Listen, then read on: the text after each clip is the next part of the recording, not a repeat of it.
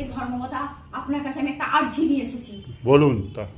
অপরাধী জঙ্গিদের বিচার ব্যবস্থা আপনি বন্ধ করুন। হ্যাঁ, সে কি, কেন?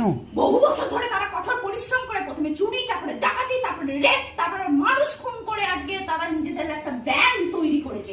ওই 9 বছর ধরে চাকরি করে শিক্ষক ব্র্যান্ড তারা নয়, বহু বছর ধরে কঠোর পরিশ্রম করে তারা নিজেদের ব্র্যান্ড তৈরি করেছে।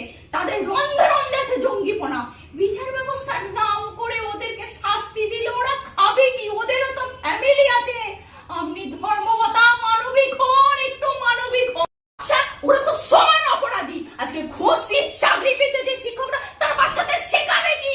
প্রথমে ঘুষ খাওয়া, তারপরে চুরি করা, তারপর ডাকাতি করা, দিয়ে আবার সেই জঙ্গি, আবার বিচার ব্যবস্থা বসবে। বলে ট্যাক্সের টাকাগুলো কি আমাদের সস্তা আছে? দিন রাত এই সবাই বিচার ব্যবস্থা বসবে আর আমাদের ট্যাক্সের টাকাগুলো সব বেরিয়ে যাবে। বলি সকাল রাত মেটাবো না, বয়স হয়েছে একটু মেকআপ ফেকআপ করবো না। বার কর তো, উল্টো পাল্টা বকছে।